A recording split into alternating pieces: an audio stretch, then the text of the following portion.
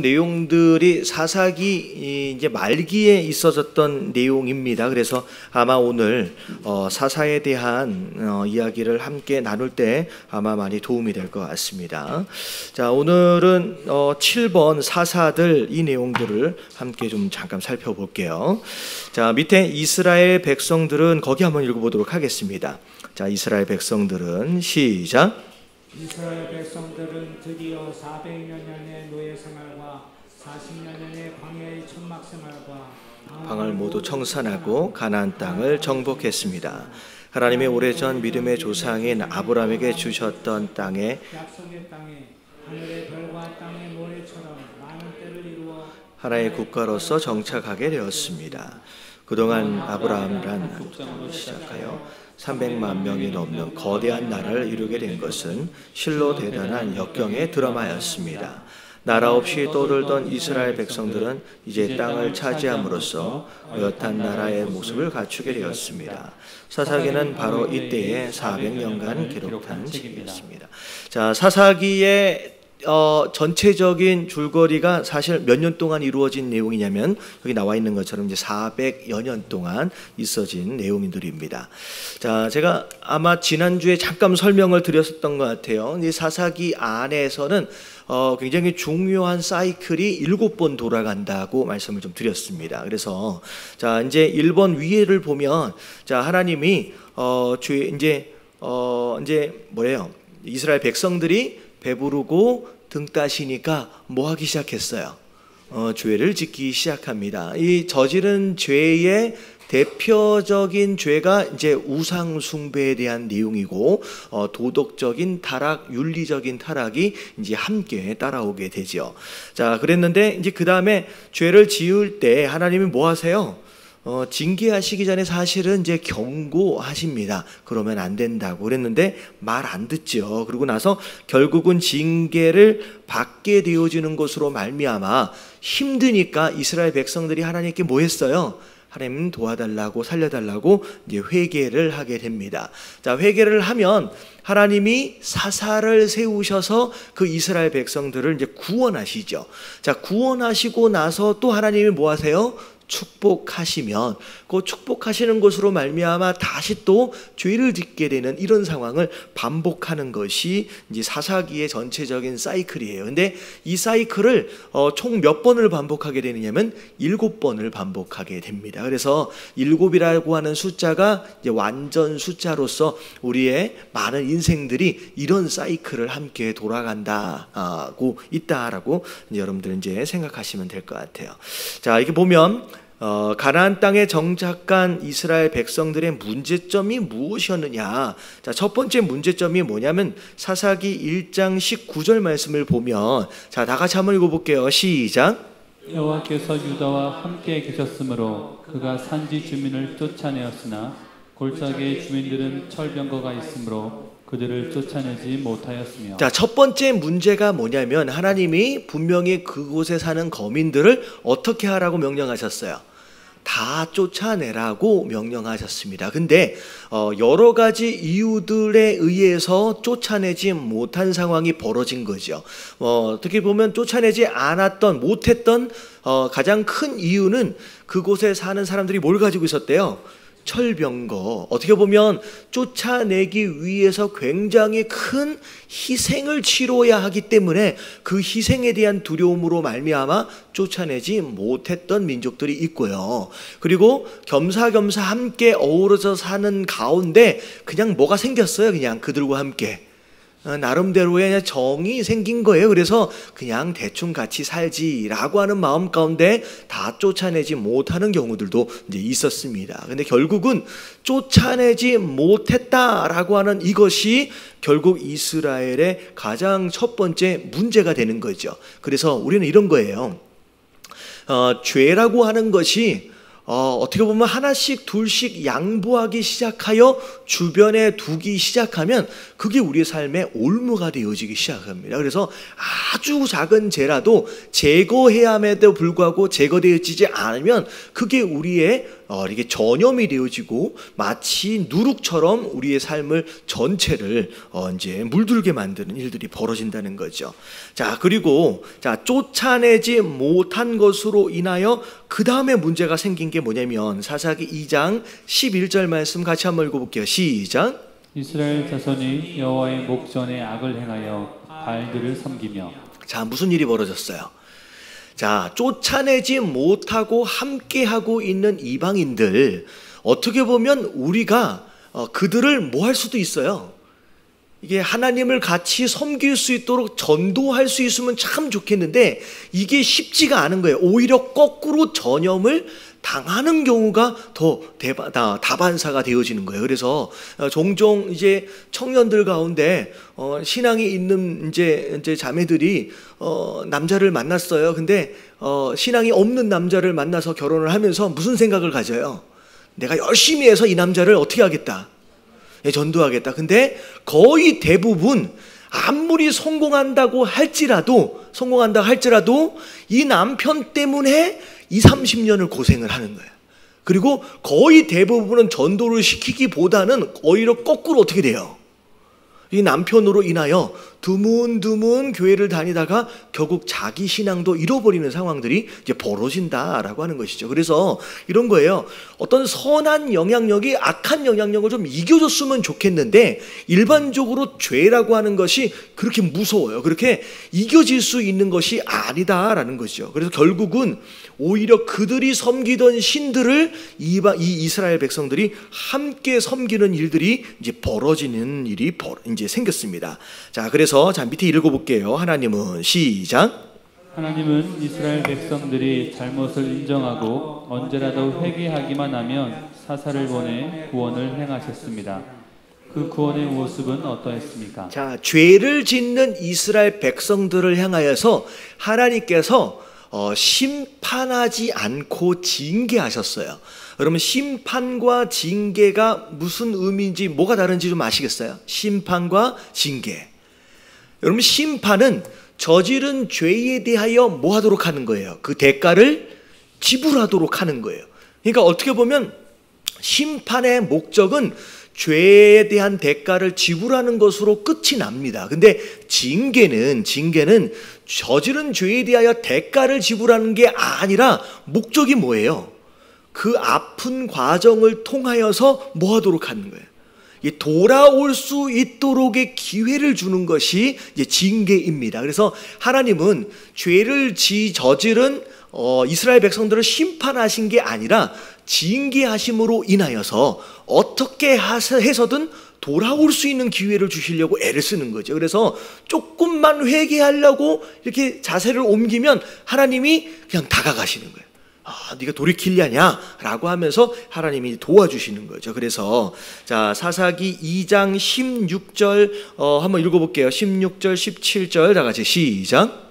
여호와께서 사사들을 세우사 노략자의 손에서 그들을 구원하게 하셨으나 그들이 그 사사들에게도 순종하지 아니하고 오히려 다른 신들을 따라가 음행하며 그들에게 절하고 여호와의 명령을 순종하던 그들의 조상들이 행하던 길에서 속히 치우쳐 떠나서 그와 같이 행하지 아니하였더라. 네, 하나님은 어떻게 해서든 뭐 해주고 싶으신 거예요?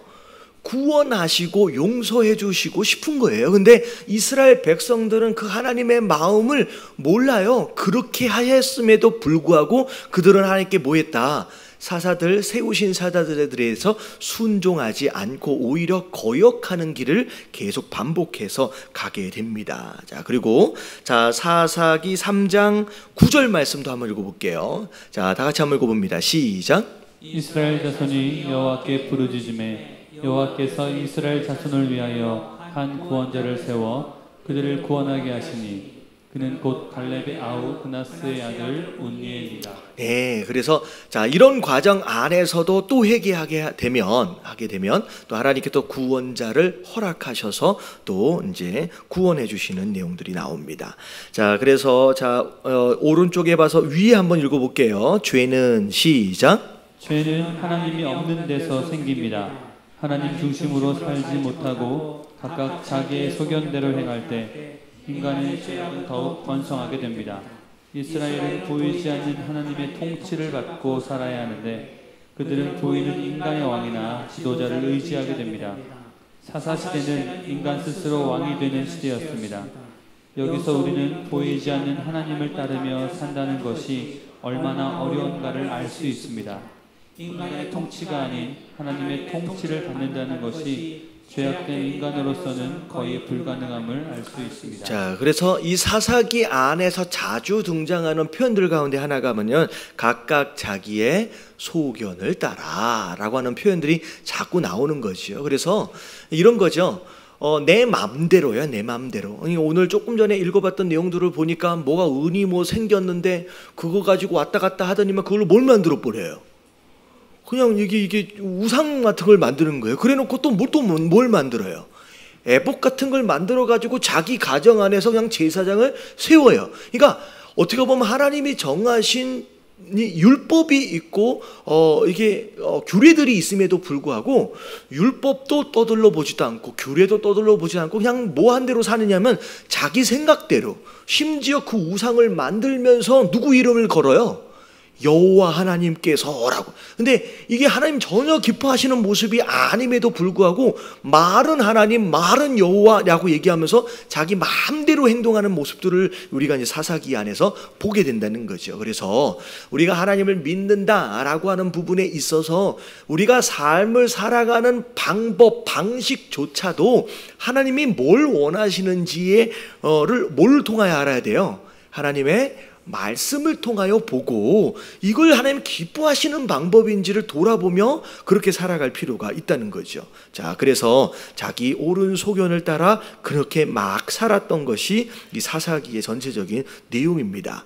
자, 그리고 나서 2번을 보니까 아까 처음에 제가 말씀드렸던 내용 7번에 거친 반복되는 반역이라고 나와 있어요. 자, 설명을 한번 읽어보도록 하겠습니다. 시작.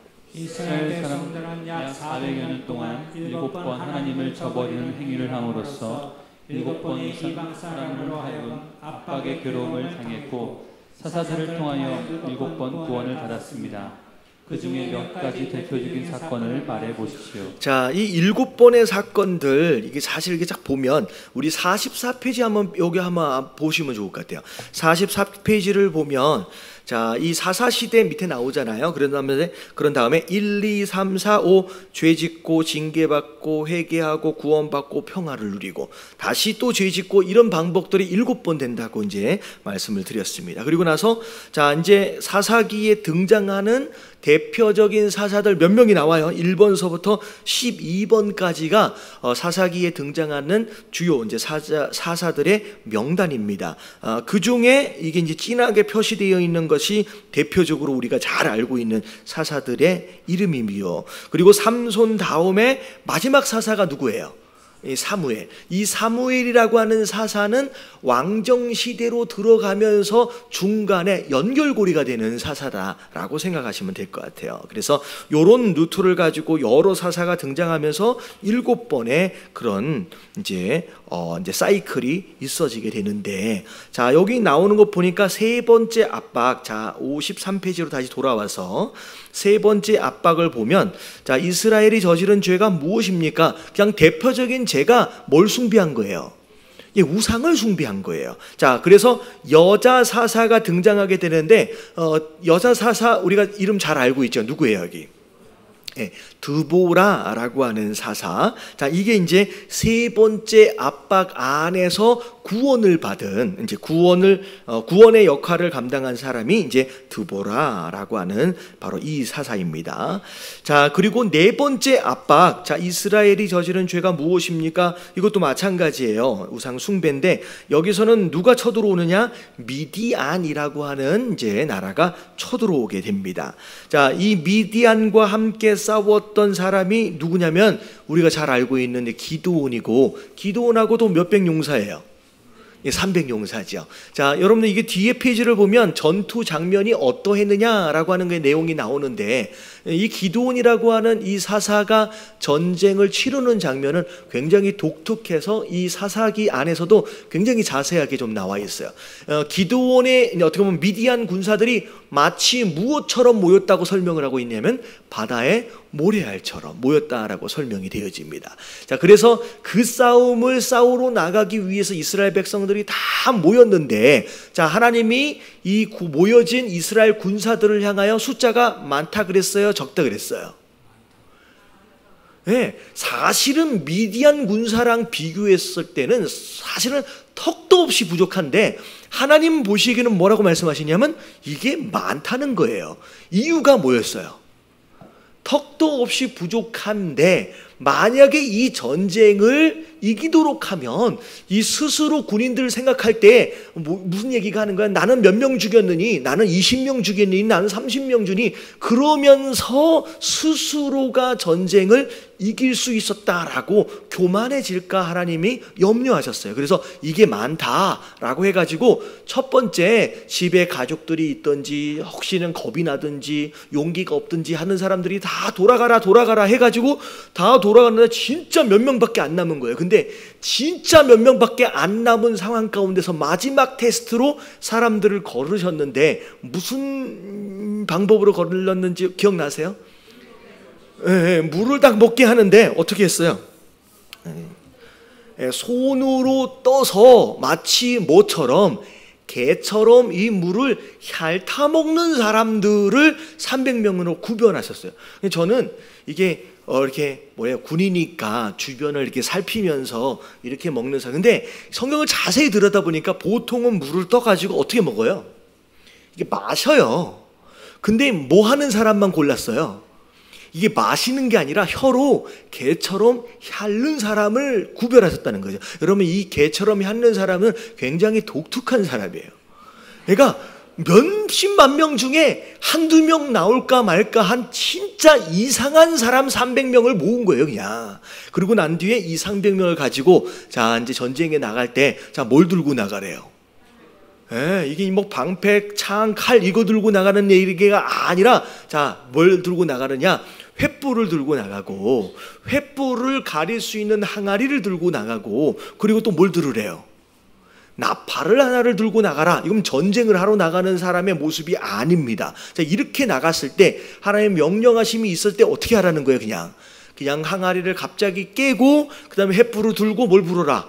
나팔을 불어라. 어떻게 보면 이 가나안 땅에 맨 처음에 들어왔을 때 치루었던 누구와의 전쟁? 여리고성과의 전쟁처럼 말도 안 되는 방법으로 이 미디안과의 전쟁을 이기도록 하셨어요. 그래서 사실은 이스라엘 사람들이 가서 먼저 죽이기 전에 그들 스스로 친구끼리 서로 싸우다가 죽는 사람들이 더 많았다라고 하는 거. 여러분, 이게 기드온과 함께 하나님께서 치르셨던 그 미디안과의 전쟁의 모습입니다. 자, 그리고 나서 마지막 7번째의 압박, 이게 오늘 말씀 읽어봤던 내용입니다. 자, 누구로부터의 압박이었어요? 자, 누구로부터의 압박? 이게 삼손이 등장하는데, 삼손 하면 누구예요? 블레셋이에요.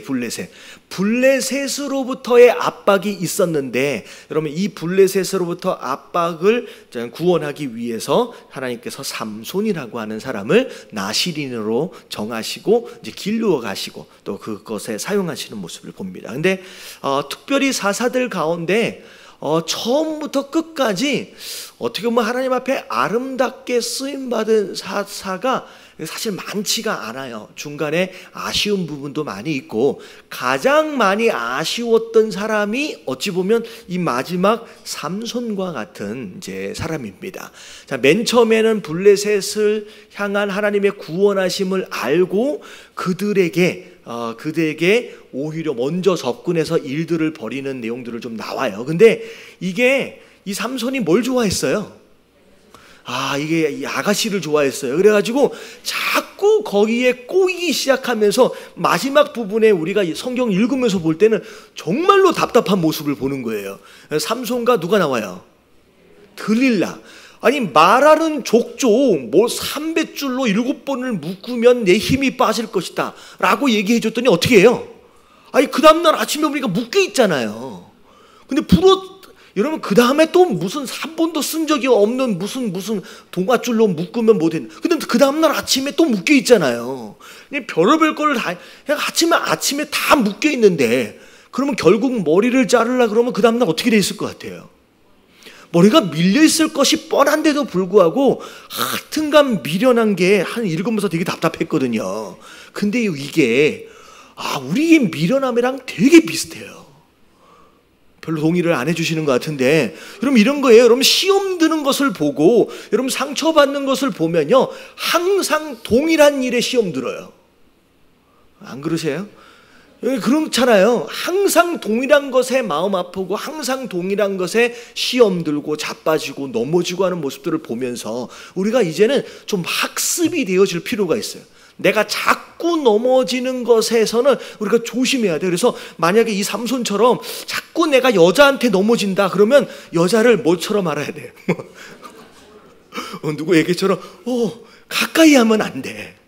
뭐 이상한데 하여튼 가까이 하면 넘어질 수 있으니까. 그래서 또 여자가 그러면 가까이 하면 안 되고요. 내가 만약에 물질에 자꾸 넘어진다 그러면 어떻게 해야 돼요? 물질을 조심해야 돼요.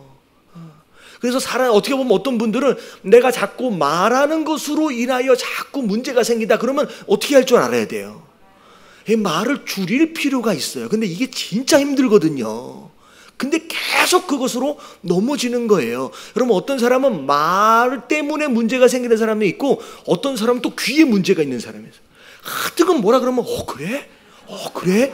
그러니까 이렇게 해서 물에 빠지면 어떤 사람은 입만 뜨고요, 어떤 사람은 귀만 떠. 그래서 이런 사람들이 있는데, 여러분 이거는 제가 우스갯소리처럼 제가 그냥 이렇게 그렇게 얘기하지만 이건 굉장히 심각한 문제예요. 스스로 내가 뭐에 약하느냐라고 하는 걸 돌아보시는 가운데 계속해서 반복해서 쓰러지고 시험 드는 것들을 우리가 이제는 좀 줄여갈 필요가 있다라는 거 여러분 깨달아지시길 주님의 이름으로 축원합니다. 자, 그러고 나서 밑에 한번 읽어볼게요. 이스라엘은 시작. 이스라엘은 7번에 걸쳐서 내란과 이방의 압제를 받습니다. 그것은 모두 하나님을 불순종함으로 나타난 하나님의 징계였습니다. 그러나 그때마다 이스라엘 백성은 하나님께 부르짖었고 하나님은 회개의 소리를 듣고 용서하시며 즉시 사사를 보내 구원하셨습니다. 하나님 대신 하나님 징계, 인간의 회개, 하나님 구원의 사이클이 약 400년 동안에 7번이나 계속됩니다. 죄, 징계, 회개, 구원의 사이클은 사사시대뿐 아니라 모든 인류 역사에 적용되는 과정입니다. 네, 그래서 혹시나 내 인생에는 과연 이 사이클을 지금 몇 번째 반복하고 있느냐라고 하는 것을 우리가 돌아볼 필요가 있습니다. 그래서 저는 그래요. 이 사이클이 자꾸 반복되지 않도록 어느 순간에서는 끊어낼 줄 알아야 돼요. 축복하시고 평화를 누리는 단계 안에서 우리가 끊어내고 그것을 오랫동안 누리는 것이 지혜다라는 거죠. 자, 그리고 나서 마지막 세 번째를 보면 하나님을 거부한 인간의 타락. 그러면 이 삼손 이야기까지 쭉 읽고 나서 그 다음에 이스라엘 가운데 어떤 일들이 일어나는지를 보면 조금 전에 읽어봤잖아요. 과연 이런 일들이 이게 하나님의 나라라고 말하는 이스라엘 안에서 일어날 수 있는 일인가 싶을 정도의 말도 안 되는 일들이 막 벌어지는 모습들을 보게 돼요. 그리고 심지어 아까 지금 입다 이야기를 잠깐 읽다 보면 전쟁에 이기고 돌아오면서 하나님 앞에 무슨 소원을 해요? 처음 내가 이기고 돌아올 때 처음 나를 마중 나오는 사람을 제물로 바치겠대요. 여러분 이게 말이 되는 일이에요. 이게 얼마나 이 가나안 땅에 살면서 이 가나안 땅에 원래 살고 있던 민족들의 문화와 종교 의식에 그냥 무의식적에 그냥 묻어놔 버린 거예요. 그러니까 가나안 땅에 있는 족속들이 자기 아들들을 하나님께 막 바쳐서 불러태워서 드렸거든요. 여러분 이런 어떻게 보면 종교의 형태를 이미 입다가 이미 익숙해져 버려서 어떻게 하나님께 그런 소원을 할 수 있는지. 근데 또 소원을 했다고 또 이게 또 바쳐요. 이런 일들이 어떻게 이 하나님 나라 안에서 일어날 수 있는지, 이게 참 안타까운 게 뭐냐면 뭘 잃어버렸기 때문이냐? 기준을 잃어버렸어요. 기준을 잃어버렸어요. 그래서 그 기준을 잃어버리니까 이런 상태가 돼요. 그래서 하나님이 계속적인 용서와 구원에도 불구하고 이스라엘 백성들은 하나님을 떠나는 죄를 계속 저지르게 되는 거예요. 죄악되어진 모습 세 가지를 말해 보십시오 라고 나와 있는데, 첫 번째 뭐에 대한 타락이에요? 여러분, 신앙에 대한 타락이에요. 여러분, 이 신앙에 대한 타락은 간단하게 얘기하면 뭘 버렸느냐? 하나님을 버리고 하나님의 말씀을 버렸어요. 그래서 사사기 그 어느 곳에서도 그 모세가 허락했던 그 율법에 대한 이야기가 어느 순간에도 등장하질 않아요. 그러니까 이게 어떻게 되냐면, 이 사사시대 바로 전까지만 해도 여호수아 이야기였잖아요. 여호수아가 1대 사사예요. 근데 여호수아가 마지막으로 유언할 때까지만 해도 하나님의 법에 대한 이야기가 있었어요. 근데 여호수아가 죽고 나서 사사시대 때에 들어와서부터는 하나님의 법이라고 하는 말 자체가 아예 단어가 없어요. 다시 말하면 이 사사시대는 하나님을 버린 시대임과 더불어 뭘 또 버린 시대예요? 여러분, 말씀을 버렸어요. 여러분, 이 400년 동안 말씀을 버리고 나니까 왕정시대에 들어와서 다윗이라고 하는 사람조차도 이 언약궤를 어떻게 옮겨야 되는지를 알고 있었다, 없었다? 없었던 거예요. 심지어 레위 지파도 잘못된 방법으로 수레에 실는 모습을 보면서 잘못됐다고 얘기해 주는 사람들이 한 명도 없었다는 거예요. 결국은 말씀을 버린 것이 어찌 보면 하나님을 버린 것이고, 그것이 신앙의 타락이라는 거예요. 여러분, 하나님 여기 성경에 보면 계속 나와요. 여호와 하나님이라고 말하는 것과 더불어서 우리가 뭘 버리면 안 되냐면, 여러분, 하나님의 말씀을 버리면 안 되는 줄로 믿습니다. 여러분, 말씀을 버리면 아무리 입으로 여호와라는 이름을 말해도 그건 하나님과는 상관이 없는 일로 빠져가는 거예요. 여러분, 말씀을 버리는 게 하나님을 버리는 거예요. 그러면 이게 신앙의 타락이고, 두 번째를 보니까 도덕적 타락. 여러분, 이게 보면 아까 지금 마지막 부분에 레위 사람이 여러분 첩을 데리고 다녀요. 이게 맞아요, 틀려요? 그러면 이상해졌어요, 이 나라가. 그러니까 본 부인이 있는데, 원래 이스라엘의 전통은 일부 몇 처제예요, 이렇게. 일부 1처제예요. 근데 어느 순간에서부터 이게 막 이렇게 이상하더니 막 첩을 데리고 다니고 뭐 이렇게 되더니, 근데 이게 어떻게 됐어요, 나중에? 베냐민 지파 쪽에 이렇게 머물렀다가 갑자기 마을 사람들이 막 몰려와가지고 막 뭐 겁탈하고 막 이런 일들이 벌어지잖아요. 여러분, 이런 일들이 이 사사시대 때 그냥 다반사 일어나고 있었다라는 거죠. 그러니까 하나님을 떠나고 말씀을 버리니까 우리는 뭘로 끌려가게 되느냐? 육체가 원하는 대로 끌려가는 거예요. 육체가 원하는 대로. 그게 도덕적이고 윤리적이고 정치적, 아니 이제 성적인 타락으로 이제 변질되어져 가는 거예요. 자, 마지막에 어떤 뭐에 대한 타락이 있어요? 정치적으로 타락하기 시작합니다. 자, 이게 이제 사실은 어떻게 되면 마지막에 이스라엘의 온 지파 사람들이 모여가지고 이 베냐민을 어떻게 뿌려? 완전히 끝장을 내는 일들까지 벌어져요. 근데 나중에는 이 한 지파가 없어지는 것에 대하여 후회하는 마음으로 이 지파를 살려내려고 나름대로 노력을 하기는 하지만, 그러면 이런 식으로 각 지파들끼리 서로 싸우고 대적하는 일들이 계속적으로 일어났던 모습을 보면서 결국은 말씀을 버리고 하나님을 떠나니까 이런 일들이 일어나게 된다라는 거죠. 자, 마지막 정리해 볼게요. 가나안 땅에. 자, 다 같이 시작. 가나안 땅에 들어간 이스라엘은 하나님을 잊어버리고 결국 깊은 타락으로 빠져들었습니다. 하나님을 주인으로 섬기기보다는 가나안의 우상인 바알을 섬겼습니다. 이러한 신앙의 실패는 결국 이스라엘에게 고통을 안겨주었습니다. 그러나 실패는 순종을 이끌기 위한 하나님의 또 다른 축복의 통로이기도 했습니다. 우리는 여기서 인간의 계속되는 죄악으로 인한 실패와 아울러 계속되는 회개로 인한 하나님의 용서를 발견하게 됩니다. 징계하시되 끝까지 용서하시며 참으시는 하나님의 자비의 마음을 읽으면 우리는 큰 위로를 얻습니다. 여러분, 이 일이 사실은 약속의 땅이라고 말하는 가나안 땅에서 일어나는 일들이라는 거죠. 어찌 보면 40년 동안의 광야 생활을 마치고 드디어 가나안 땅 안에 들어갔는데, 그 가나안 땅에서 누려야 할 축복들을 이들이 온전히 누렸느냐? 그러지 못했다는 거예요. 중요한 건 이런 거예요. 가나안 안에 있어도 우리가 말씀을 외면하고 하나님을 버리면 그 가나안 땅이 그냥 저주가 되어버릴 수밖에 없는 거죠. 자, 우리가 어디에 있느냐라고 하는 것도 중요할 수 있어요. 근데 그 어디에 있느냐보다 더 중요한 것이 뭐예요? 누구와 함께 있느냐라고 하는 게 훨씬 더 중요해요. 여러분, 비록 광야였을지라도 여러분 거기에 하나님이 계시면요, 그러면 오히려 거기가 에덴 동산이 되는 거예요. 근데 가나안 땅 안에 들어와 있음에도 불구하고 하나님을 떠나니까 여러분 그 자리가 저주의 자리가 되고 심판의 징계의 자리가 된다라고 하는 것이죠. 그래서 여러분들 사실 제가 이거 보니까 여러분 한국이 그래도 괜찮은 나라예요. 할렐루야. 제가 미국에 되게 오래 있다 왔잖아요. 한 13년 있다 와보니까요, 여러분 미국이 한국보다 더 잘 살지 않아요. 이게 제가 돌아다 보니까 이런 미국보다 한국이 훨씬 더 잘 살고요, 편의시설도 훨씬 더 좋고요, 여러분 미국하고 비교할 수 없을 만큼 잘 사세요. 여러분 믿어주세요.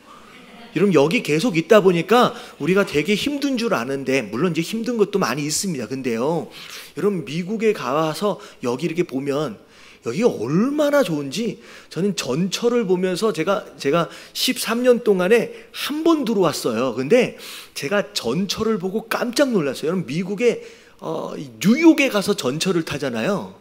여러분 여름에는요 냄새가 나고 찌린내가 나고 더워서 못 타요. 미국 아시죠? 고령경 집사님도 아시고 제임스 목사님 아시죠? 전철 타보셨나요? 타보셨어요? 찌린내 나고, 그리고 웬만하면 전철을 안 타요. 왜냐면 무서워서 못 타요.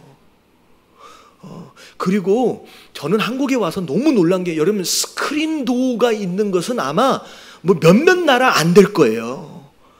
그리고 전철을 딱 타서 운행이 시작되는 순간 저는 깜짝 놀랐어요. 우주선 탔는 줄 알았어요.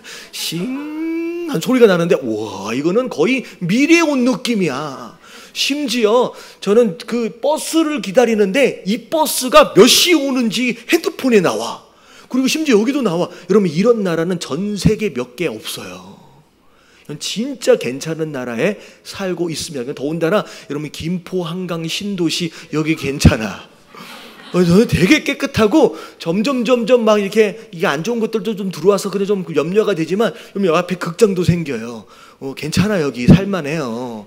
근데 아무리 이런 곳에 있어도 여러분 내가 하나님과 함께하지 않으면 여러분 이 장소가 소돔과 고모라가 되는 거예요.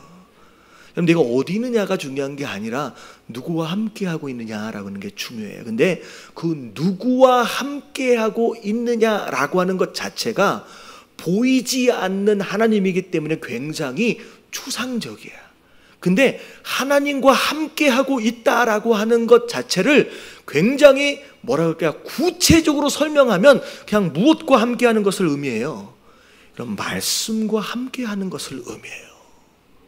여러분 이거 성경을 보세요. 입으로는 하나님 뭐라고 다 얘기해요. 근데 말씀을 버리면 거긴 하나님이 없는 거예요. 여러분 말씀을 절대 떠나지 마시길 주님의 이름으로 축원합니다. 이게 하나님이에요. 말씀이 육신을 입고 이 땅에 오신 분이 누구예요? 예수님이. 이건 말씀이 하나님이에요. 그래서 입으로 계속 하나님 말, 입으로 말하는 것은 아무 의미 없어요. 그래서 뭐라 했어요? 주여 주여 하는 자마다 다 천국에 들어가는 게 아니래요. 말로 아무리 얘기해도 이런 말씀을 떠나면. 그래서 하나님의, 내 아버지의 뜻대로 행하는 자, 그게 하나님의 뜻이 어디 있어요? 이런 말씀이에요. 그러면 절대 말씀을 떠나지 마시고 이런 말씀을 기준으로 살아갈 수 있는 저와 여러분들 되시길 주님의 이름으로 축원합니다.